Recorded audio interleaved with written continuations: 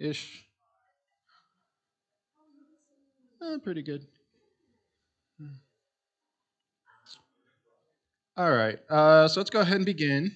And I know we've got a couple handouts missing now while Sylvia makes copies, but that's okay because I realized I forgot to write this into the handout. So no one has this on their handout, but I forgot to include the sacristy on our little tour of the church. So I'll give a quick spiel about that. So this little back room here behind the altar is the sacristy. It's the place where we store the sacred things. That's what the name means. So that's where we store all of our communion vessels, the bread and the wine for that, etc. That's also where we have the piscina, which hopefully I'm pronouncing correctly. It actually comes from the original Latin meaning is fish pond. You can see that with Pisces, piscina. So originally, a piscina would be just like a small decorative fish pond, and then over time it became a small pool of water used for ceremonial washings and cleansings, and then it became known as the piscina today. And the piscina is basically a sink that drains directly into the ground. So that's what we use for washing out the communion vessels. For if we do a baptism, we have to get rid of the water from that. Get rid of that. That's not the right word. When we're done with the water, and if we had leftover communion wine that I did not consume, all of that would go down the piscina, because that's just generally seen as a more respectful way to deal with them, is to put them into the ground, sort of like a burial, rather than dumping it all into the sewer system. So when we have communion here, whoever's on duty for the altar guild, they take all of the leftover individual cups and they rinse them out into the piscina. So whatever droplets of wine are left there, because we recognize the real presence and we don't want to, or we want to give them as respectful a disposal as we can, we send it into the earth rather than into the sewer. So that's what the piscina is for. We also have the vestry back there. Most churches have the vestry within the sacristy. That's not a requirement. It just architecturally tends to work out more easily. And the vestry, as its name implies, is just where you store the vestments, which leads us into today's topic, which will be on the vestments. So any questions on the sacristy before we go into vestments? All right. So vestments ultimately are just a uniform for people working in the church. They serve as a visual signal that this is a person involved in the work of the church. They do the job of a uniform, which is to let people see the office before they see the person. So if you see someone walking around in a policeman's uniform, even if you know them personally, you see the uniform first and you think, oh, it's a police officer. Oh, wait, that's my neighbor Dave. Hi, Dave. But you see the police uniform, so you recognize them as a policeman before as your neighbor Dave. That's the main goal of vestments, so that when somebody's new to the church, they don't know anybody, they can walk in the building and they can see me standing here with either my clerical collar or my robes, and they can be like, oh, that's the pastor. If I have questions about the church, I should probably be talking to him. Whereas, you go to a Baptist church where everyone's in a suit and tie, they walk into the room, they have no idea who they should be talking to first. So ultimately, that's the underlying goal of why we have vestments, and now we're going to talk about the individual ones. Quick Bible reference, though, because we should be trying to get into the Bible at some point, because it is a Bible study. So if we look at Exodus 28, 2 through 4, again, this is in the second half of Exodus that most people skip over because it gets really boring. But because this is all just the instructions on how to build the tabernacle, basically. But God commands, and you shall make holy garments for Aaron your brother, for glory and for beauty. You shall speak to all the skillful, whom I have filled with a spirit of skill, that they make Aaron's garments to consecrate him for my priesthood. These are the garments that they shall make: a breastpiece, an ephod, a robe, a coat of checkerwork, a turban, and a sash. They shall make holy garments for Aaron, your brothers, and his sons to serve me as priests. So there is a biblical precedent for the ones in charge of the service to have a different outfit than everyone else to mark them for that specific duty. We're no longer bound to the Old Testament, so I don't have to wear the priest outfit of the Old Testament, which I'm kind of thankful for because it's rather involved. But there is a unique outfit to the priesthood. And just as an interesting note, so this is a thing, I've seen multiple people make reference to this. I have not researched it enough to definitely say one way or another. But if you read the instructions for the priest garment, they seem to be made out of mixed fabrics. Verse 5 says, "They shall receive gold, blue, and purple, and scarlet yarns, and fine twined linen." Yarn tends to be made out of wool back in that day, so the priest's outfit is made of wool and linen. But if you've ever seen the cringy atheists who try to say Christians don't follow the Bible, they always bring up that Levitical law. You're not supposed to be wearing clothing of mixed fabrics. And so I've seen multiple people interpret that as really a warning against the people of trying to usurp the priesthood, because if the priest garments are made out of mixed fabrics and no one else is allowed to wear mixed fabrics, you can't have random layman Joe wearing the priest's robes and imitating a priest and usurping that role. So again, I haven't done enough research to definitively say that's what it means, but it seems plausible to me, so I thought I'd throw that out there. Am I still making sense? All right. Okay, so now let's talk about the actual vestments. So I'm not going to put them all on and give you a fashion show, but I brought them out so you can see them. Well, you see me wear them in church all the time. So the primary one is the alb.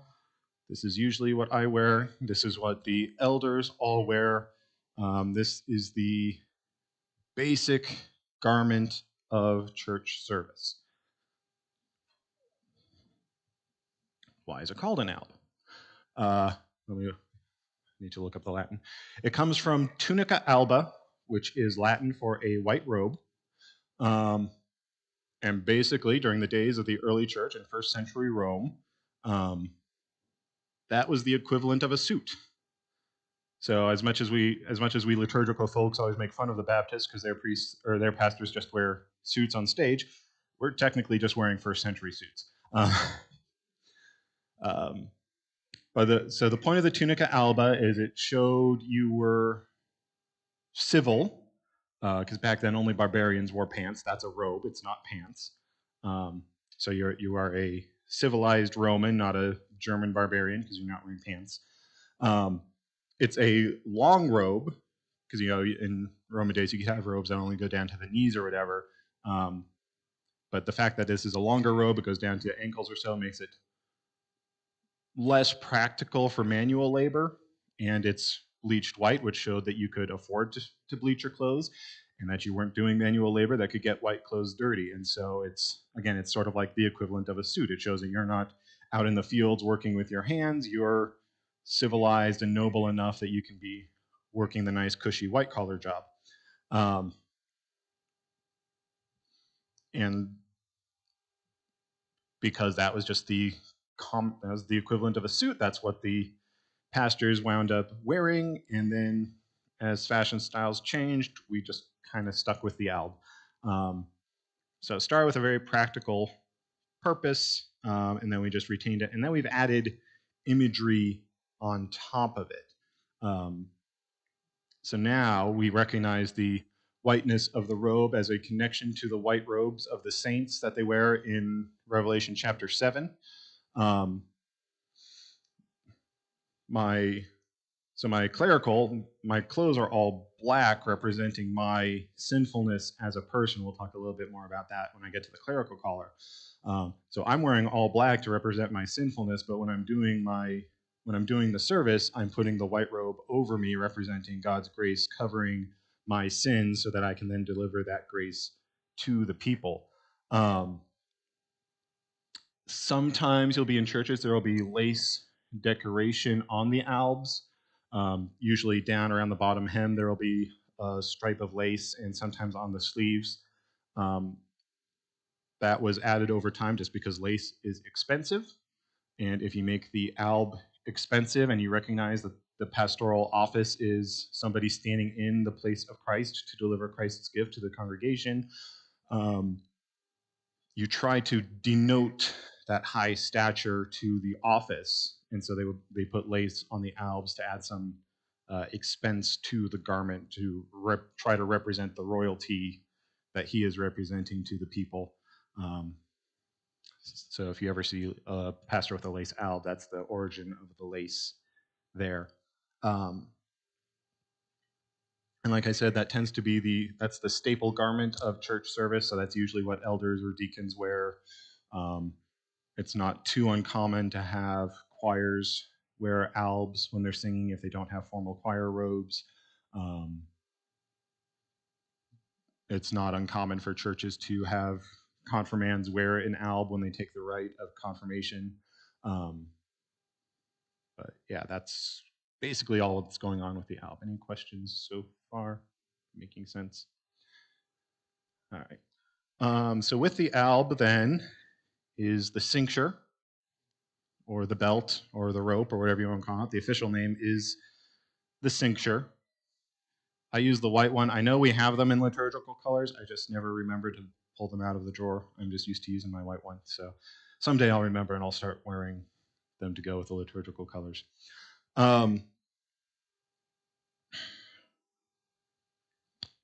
At least in the Lutheran tradition, the cincture is not a requirement, or it's not an official part of the vestment. So you will find pastors who don't wear the cincture just because they don't like it. Personally, I think it looks weird when they do that, but whatever. Historically, you tend to use the rope as it's a sign of humility in the pastoral office. So even though you're wearing the nice white robe with the lace, you're still representing some humility by just using a simple rope for a belt. Although in Roman Catholicism, they sometimes will use a sash instead, and they sort of have a whole code with the sash, like whether it's plain silk or rippled silk, and I think the color indicate kind of what level in the hierarchy you are. So it's like, I think as priests just have a plain sash, and then bishops have a rippled sash, and then cardinals have a sash of a different color. I don't know the exact code. And I'll talk about that a little bit more when we get to the cassock. There are multiple theories as to how and why we wear the cincture. It could just be an entirely practical thing that when you're wearing a big robe with the stole and it kind of flops around, and you don't want it to be like when you bend over to give someone communion, you don't want stuff to fly forward into their face. And so if you have a belt holding everything back, it helps keep things restrained for ease of movement. Some people see it as symbolic of the chastity that the clergy is called to. Some attach it to 1 Peter 1:13 warns people to be ready to always be ready to gird your loins if called to action. So girding your loins comes from the days when everyone wore long robes, which again are not always practical for physical labor or movement. And so if suddenly you have to go to war, you gird your loins, which means you grab the back of the robe and you loop it up in front and you tuck it into your belt, which sort of turns it into rudimentary shorts, which make it a lot easier to do physical movement. And so if you don't have a belt, you can't gird your loins. But if you have a belt, then you're ready. If you're called to action, and so you're symbolically showing you're ready to jump into action should the need arise. If you're really cynical about the whole thing, the cincture was added because in the Middle Ages the clergy started to get fat because they were getting a lot of money. And if you have a big beer belly with the robe just kind of hanging there, it gets really weird. There's nothing to support you. So if you had a belt, all of a sudden you have some support. Yeah. So those are the various origins I found for where the cincture comes from. Like I said, in the Lutheran tradition, it's not mandatory, so you can have liturgical churches where the pastor doesn't wear the cincture. While I was at seminary, the dean of the chapel famously did not like cinctures, and so he never wore them. I use it to clip my mic pack onto it. I find that really handy. But yeah, that's why we wear a rope belt. One of those reasons, maybe all of them. I don't know. All right, next up then, nice black robe. This is a cassock. Um, this is a more Roman style, which you can tell it has all of the buttons up and down the front. I've never actually counted them, but there's supposed to be 33 buttons representing the 33 years of Jesus's life during the incarnation. I don't unbutton all of them because that would be really annoying to have to do that every time I take it on and off. I have an Eastern Orthodox one too, which I really like because it only has 3 buttons, symbolic of the Trinity. So that's obviously a lot faster to get on and off. So if the alb was the suit of first century Rome, the cassock was the t-shirt and jeans of first century Rome. It's the street dress for Roman citizenry. So it was similar to the alb. The cut is technically supposed to be closer fit, so it's not as flowy. So it's a little more enabling for physical labor. It's black, so it's not going to show the dirt. And so that was, and so as the alb, as fashion moved on and the alb just kind of remained as the wear for doing the mass, the cassock just kind of remained as the street dress for the clergy. So if you're a pastor, when you're doing the mass, you wear the alb. When you're going about your day-to-day life, you'd wear the cassock, and then that just kind of became the symbol so they can see, oh, like, you know, everyone else has moved on to togas or whatever, but he's still in a cassock, so obviously he's a pastor. If I have questions about Christianity, I should talk to him, sort of thing. So the habits of religious orders, the outfits that the monks and the nuns wear, are derived from the cassock. And they would do different colors than black to denote the order. So if you're an Augustinian monk, you wear black. If you're a Carmelite, you wear brown. If you're a Franciscan, I think you wear white and black. I don't know the exact colors, but they added color coding so you could tell what order they're from. As the church expands throughout Europe, and we get into Northern Europe, it turns out that clothing designed for Rome, Italy is not great for Norway. And so you have all these nice stone churches in the Scandinavian countries and northern Germany where it gets colder and they don't have central heating, and the alb gets a little bit cold. So what they started to do is they would get cassocks and they would line them with fur, so it was a nice warm fur coat for the clergy. And then I'm getting ahead of myself. I'll loop back. So in the northern churches, you start to have nice fur-lined cassocks, and that's really cozy.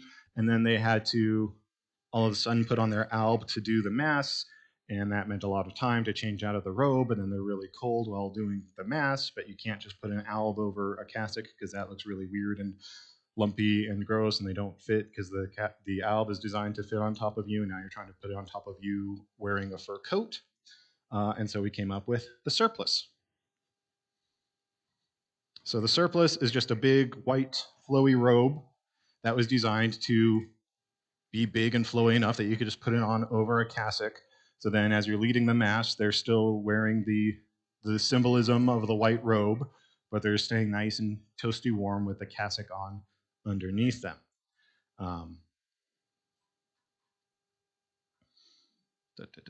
They can vary in length.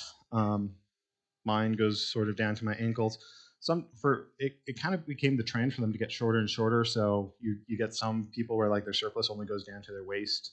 I think that looks a little bit weird, but you do you. Yeah, looks like the altar boy. I think Anglicans tend to have shorter surplices.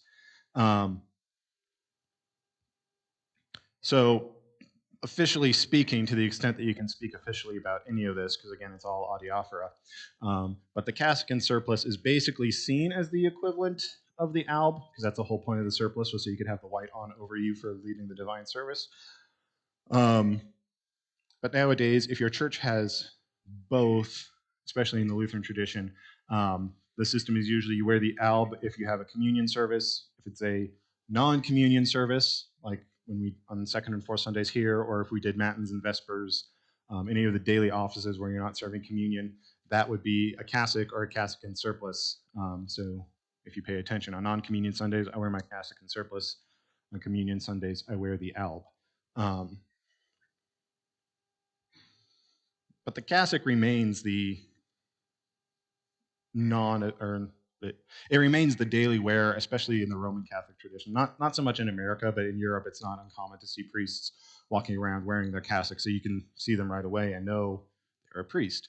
Rome tends to have slightly fancier cassocks now. If you ever seen them, where it's the black robe with like the little half cape over the shoulder and usually red buttons and the big sash, that's also a Roman Catholic style cassock. And again, the colors tell you something about what order they're from and where they are in the hierarchy. The cardinals wear red cassocks. The Pope wears a white one, which makes it really hard to differentiate between a cassock and an alb when they're both white. But that's the daily wear for the priests. If they do the daily offices, matins, vespers, evening prayer, morning prayer, etc., you wear a cassock for that. I've heard in the early days of American Lutheranism, we tended to do all of our services in the cassock as a nice reminder that, hey, you're all going to die someday, so this is as much a funeral service as it is a church service, because we're all cheery Germans like that. All right, any questions on what I've said so far? Now I'm throwing a lot of info at you fairly quickly. All right, we're good? All right, so those are the main robes of the pastoral office. So let's talk about the stole. This is the stole. This is the mark of the pastoral office. So like I said, the alb is the staple for all church ministry activities. So if you're an elder, a reader, deacon, acolyte, you're probably wearing an alb, but only the pastor is wearing the stole. So the stole is reserved for the pastoral office. It's given to the pastor at his ordination. Until you're ordained, you're not supposed to be wearing one. So the whole time I was in vicarage, I was just wearing plain robes. I didn't get to wear a stole at all. When I was ordained, at the end of the ordination rite, they place the stole over your shoulders, and then all the other pastors pray around you. And that's the public proclamation that this person has been accepted into the pastoral office by the church because they've been given the stole, and that's the mark of the pastoral office. I'll save that tangent for later. It started out just from Greek and Roman society. So if you were a noble, a scholar, a philosopher, somebody important in Greek and Roman society, you would have a special scarf to denote your office. It actually used to be like a shawl, and then it shrank down to like a really long scarf. If you've ever seen icons of the saints, they have this big cloth thing that wraps around wraps all the way around their shoulders and then hangs down the front. That's what stoles used to look like. They've just kind of gotten progressively smaller to make it more convenient to people. So originally it was called an horarium, and it was just a way to designate those who were authorized to lead public prayer within the church. So priests and deacons could wear the stole. They might have a connection to the Jewish prayer shawls. So if you've ever been to a synagogue service, they wear the thing on their head. I don't know exactly how much stock to put in that, but that's something I've read. But yeah, that's the public proclamation that whoever's wearing the stole is the pastor, not just an elder or a deacon. So there's the usual way we wear them is just straight like this. Officially speaking, some people you have the option of crossing it in front of you, so you're always wearing the sign of the cross as well. Officially speaking, if you're in a church that has multiple pastors, whoever the head pastor is should be wearing his stole crossed to mark him as the head pastor, and everyone else has it straight down. I don't think anyone actually follows that rule, but that's a thing. Where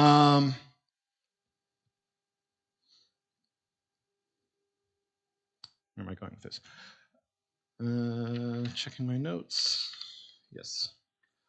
So like I said, it's the mark of the pastoral office, but to the pastor, it's also supposed to be a reminder that he's a servant to Christ. So the symbolism of the stole for the pastor is it's the yoke. So it's the yoke of Christ that's been placed on the leader of the flock to guide them and lead them. We have the reminder that my yoke is easy and my burden is light. So there's some reassurance there. but it's still a reminder that the pastor, he's supposed to be working and leading the congregation. It's not supposed to be oh, look at me, I'm wearing a fancy stole, everyone do what I say.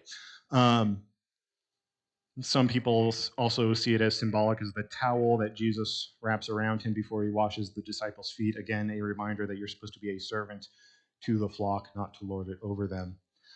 However, one thing a friend of mine noticed is that when you're dealing with theologically liberal clergy, a lot of times they do away with the robes, but they keep the stole. And his theory is that because they see it as that office or as that mark of authority, and they're trying to emphasize the authority they have as they're proclaiming all their heresies. So I don't know if that's necessarily what's going on in the back of their head, but I thought it was an interesting observation. So there you go. Any questions so far? Yeah. During your ordination, there was a pastor there that had a very different logo on his. With the stole, do you get to customize what goes on it? Different colors mean different things. Yeah. Okay. So the colors, we just match them up with the church season. So technically speaking, it's a better practice if the church itself owns all of the vestments, because as the congregation's call makes the pastor, so they outfit him with the tools for the job. And so if the church owns the vestments, then the congregation is saying, we have made you our pastor, here are the vestments we are providing for you. And if that's the system, ideally what you want to do is you order your paraments and your stole at the same time and get them made out of the same fabric, so they're going to be the same shade and all of that. And if the congregation does that, they would pick what they have on the stoles. So there's a lot of stoles back there that the church owns. I own a few. I actually own that one. That was a gift to my graduating class from the seminary. That's why it says class of 2020 on the back. So if you're ordering it yourself, obviously you get to pick what designs you have that are available. But like the paraments, you usually want the symbols to match up with whatever season it is. So white stoles are going to be for Christ festivals, mainly Christmas and Easter. So it's appropriate to have Christmas or Easter symbolism on them. Green is going to be Pentecost. So if you have something about growth of the church like we have on these paraments, that would be cool. I have a black stole for Good Friday that just has a nice cross with a crown of thorns on it, because you really only use that for Black Friday. But yeah, there's not a mandated system where you have to have this symbol on this stole. Does that make sense? Okay. Yeah. Yes.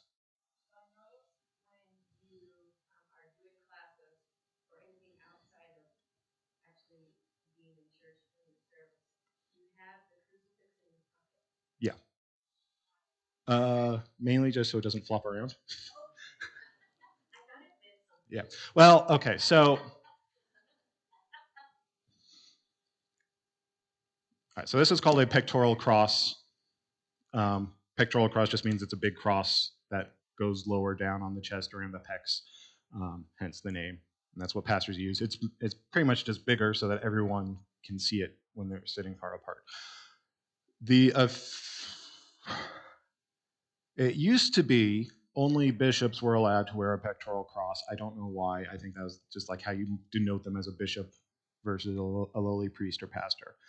A lot of things in the church, it starts out where only the bishops are allowed to do it, and then later on the priests and pastors, whatever term you use, are allowed to do it as well. We'll get more into that when we're talking about the actual liturgy. So the official rules now are anyone in the office, anyone who's ordained can wear a pectoral cross, but if there's a bishop present, he's the only one who's allowed to have it out, and everyone else is supposed to put it into their pocket. Don't have any bishops here, but yeah, we have district presidents. We had a bishop at the very start of the LCMS, But then he tried to turn us into a weird sex cult, so we exiled him to Illinois because that was the closest thing to hell that we could think of. And then we were just like, all right, we're not having bishops anymore. We're calling them district presidents. So yeah. So in terms of church hierarchy, the district presidents are the equivalent of bishops. We just don't call them bishops because Martin Stephan ruined it for everybody.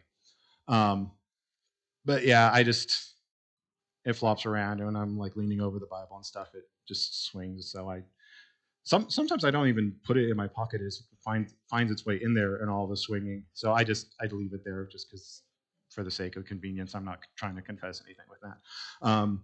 But if you do put it in your pocket, I only have one pocket on this shirt, but if you have two pockets, it's supposed to go in the left one, so it's still over your heart. But yeah, any questions on that? All right. So I know I just went on a whole thing about how the stole is only for pastors. But remember, I said earlier it comes from the orarium, which was for anyone who could proclaim the public prayers, which would be the pastors and the deacons. So we have a deacon's stole. If I can unfold this correctly, which looks a lot like a normal stole, except for you'll see it has this weird bend here, and that's because the deacon's stole gets worn across the body like a sash, so that even though they're wearing a stole, you can tell he's a deacon and not the pastor because it's going across the body instead of either hanging straight down or crossed in the X in the front. The Sunday after Easter, when Walt prot for me, I use prot as the past tense of preach. I don't know why. I told him he could wear the deacon's stole just to denote that he would be the one who was proclaiming the sermon that day. It's less in vogue, but it is an acceptable thing in church practice for the deacons to wear a stole to mark them as the deacons, mark them as somebody who's been authorized by the congregation to offer public prayers and to assist the pastor in the diaconal role. But it goes across the body instead of straight down, so you can tell it's a deacon, not a pastor. So yeah, we do have deacon stoles back there, but it hasn't caught on with the elders here. So if you want them to wear them, start yelling at DL and Andrew. Yeah. But yeah, I know. Yeah, I don't know if we have all the colors. I know we have purple and we have a white one back there. I presume there's a red and green one somewhere, but I haven't looked that closely.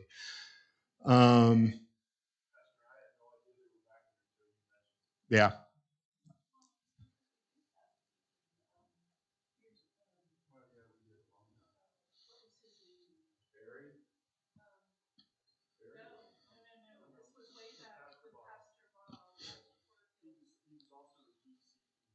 Mm.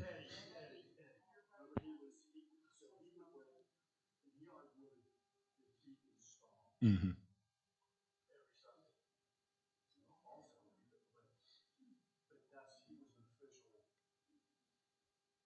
Yeah. Okay. Well, so in the LCMS, we treat deacon and elder basically interchangeably. I know there's like a deacon program you can get at Concordia Irvine where you get a degree in being a deacon. I don't know exactly what that means. All right, we're going down this tangent. So we had this thing called licensed lay deacons for like 8 years in the LCMS. It didn't last super long because a lot of people didn't like it. The idea of the licensed lay deacon was for churches, like when you had small rural churches that just didn't have enough money that they could pay for a pastor coming out of seminary, because you're supposed to be at district scale for that sort of thing. They were like, well, what if we get somebody who's not a pastor but gets authorized by the church to do the things a pastor does, and those were the licensed lay deacons. So they're not ordained, so they're lay, but they're licensed as deacons to do the pastoral duties of preaching and distributing the sacrament.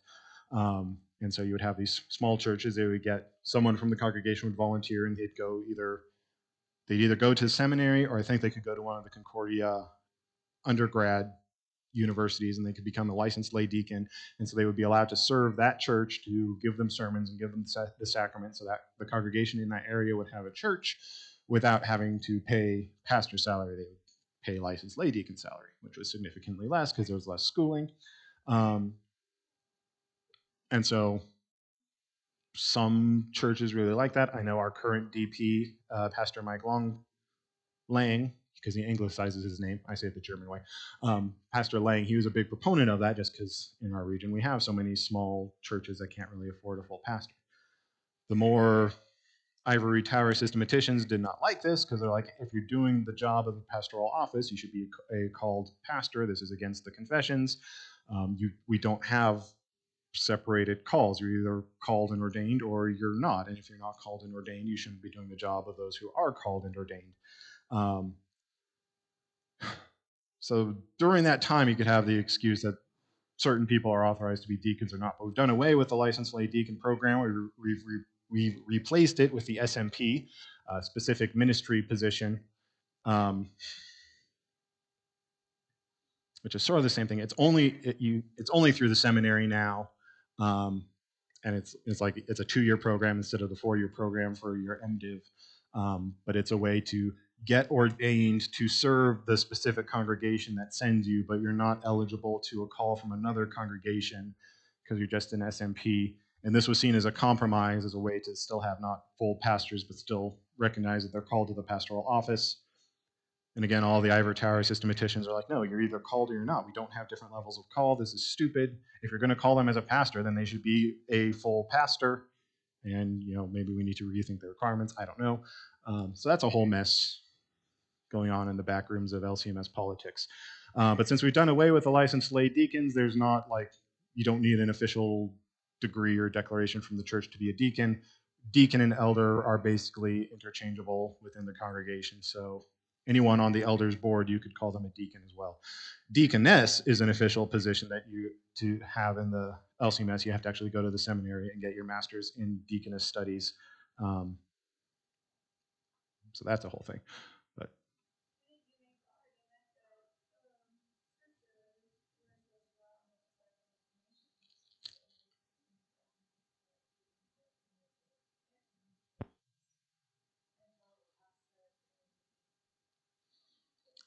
yeah, that's kind of the idea of the licensed lay deacons.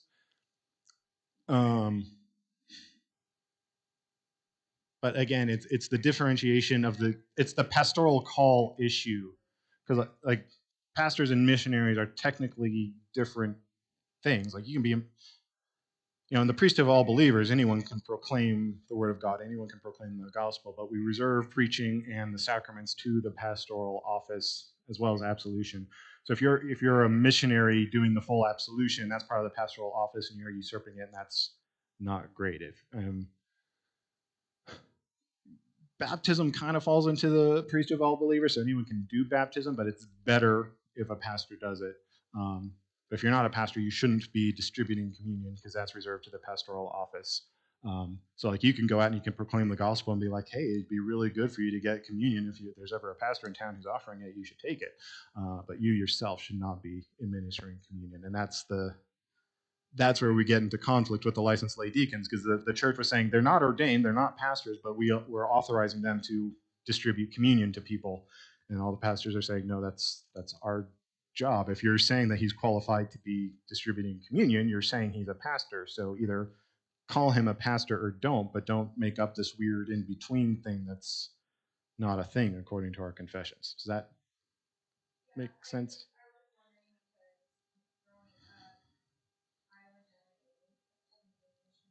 Mm-hmm. Yeah.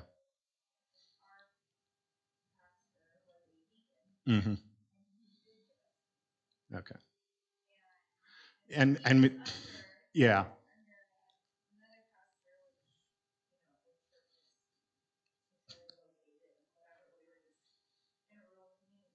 Yeah. Yeah, and he very well might have been a licensed lay deacon. I don't know the exact years when this was happening. Um, yeah, and like your communions were valid. I'm not casting any doubt there.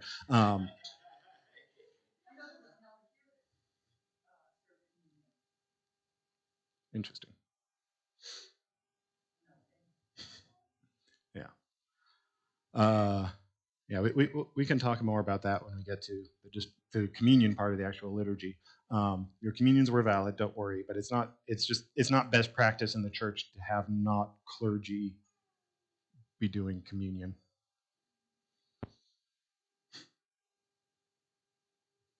All right, we're way out in the left field. Any other?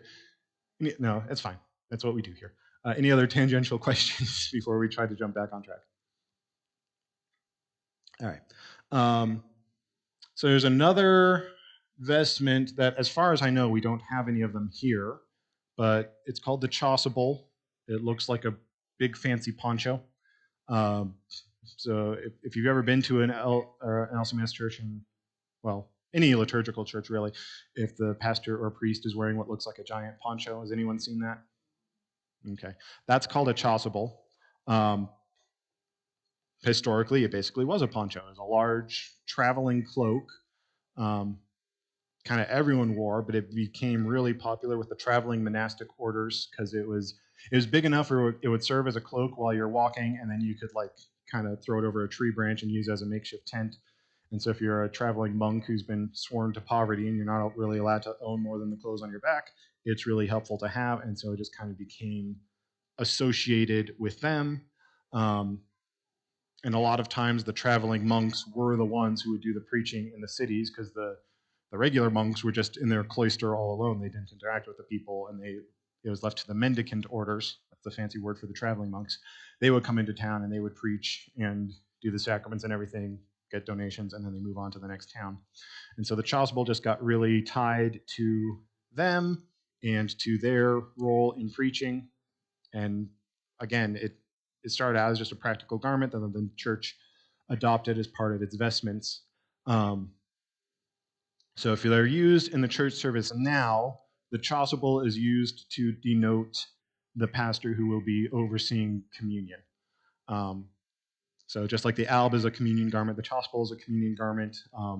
It can be worn for the whole service. A lot of times, pastors will just put it on during the offertory so that they're just wearing it for communion to denote that we're now in the service of the sacrament as opposed to the service of the word. Again, if you're in a church that has multiple pastors, that's how you know which pastor is going to be actually doing the words of institution. The one who's wearing the Chaucer Bowl is in charge of the service of the sacrament that day. Again, you usually match it to the liturgical color. So if your church has Chaucer Bowls, you have them in the green, blue, purple, red, white, so that it can match the season. If your church can only afford one Chaucer Bowl, you're supposed to get it in white so that we recognize every time communion is offered, we're experiencing Easter through that. Yeah, that's about all I have to say on Chaucer Bowls, unless there's questions there. Yeah, I've not found any in the back closet. I asked about them when I first got here. No one knew what I was talking about, so I assume you guys don't have any.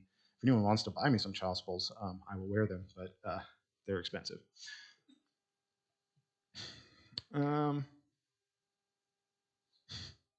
Sylvia's already plotting to make some. Thank you, Sylvia. I heard that whisper. All right. So let's talk about my clerical collar. I know these are really mostly associated with Roman Catholicism. They're actually invented by a Presbyterian. This is just a smaller version of preaching bands. So if you've ever seen the movie version of The Crucible with Daniel Day-Lewis, the traveling pastor guy who comes to investigate all the witchcraft in the town, he has these two long white tabs hanging off of his collar. Those are called preaching bands. I think they still wear them in the Scandinavian Lutheran churches. But that was just as the Protestants break away from the Roman Catholic Church, they don't want to wear cassocks because that's too Catholic, but they still need a way to denote who the pastors are. They need some kind of clergy uniform. So they start to wear the priest bands or the preaching bands. So anyone who had those big tabs hanging off their collar, you knew they were a pastor or a priest or whatever, just not a Catholic one. Over time, and I'm pretty sure it was a Presbyterian who invented it. He just shrank it down to the little tab.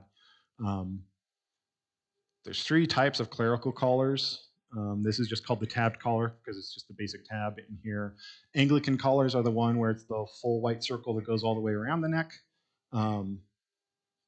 President Harrison seems to favor the Anglican collar. And then there's a Roman collar, which is sort of a mix of the two. So it's kind of a half collar that comes up, and so you get like the tab appearance, and then the rest of the collar it's like half white, half black. It was designed to look like a white shirt beneath a cassock sort of thing. I really like the way they look, but they're more expensive to get.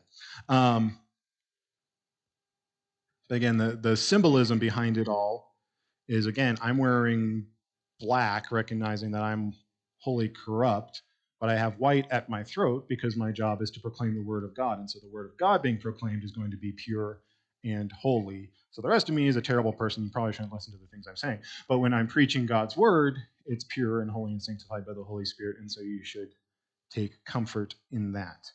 I'm sorry, did you have a question? Yes. Oh, that's fine.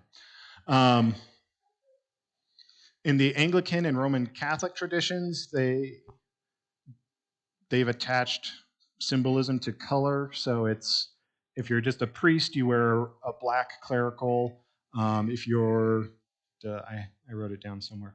If you're a cardinal in the Roman Catholic, and I don't know who gets in an Anglican, but you can wear a red clerical.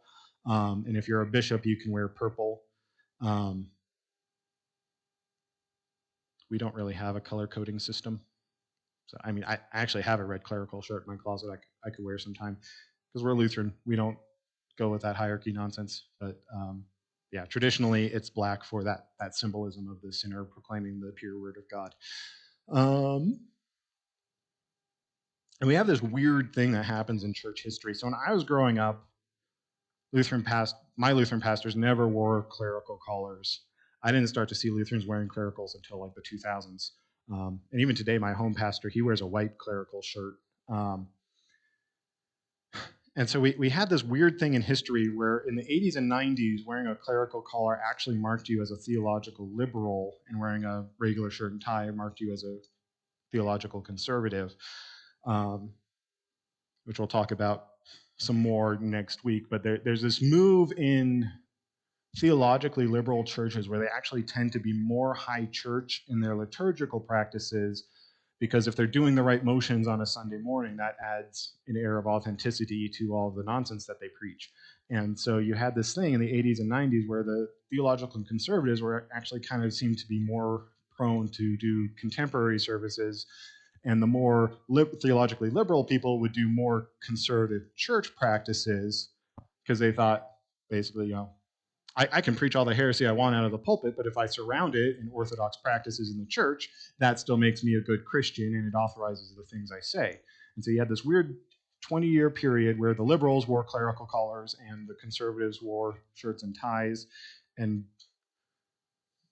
now that everyone's woke and you can't wear anything symbolizing the oppressive patriarchal history of the church, the liberals are starting to move away from clerical collars, and the conservatives have started to reclaim it. So I don't know. It's all a mess.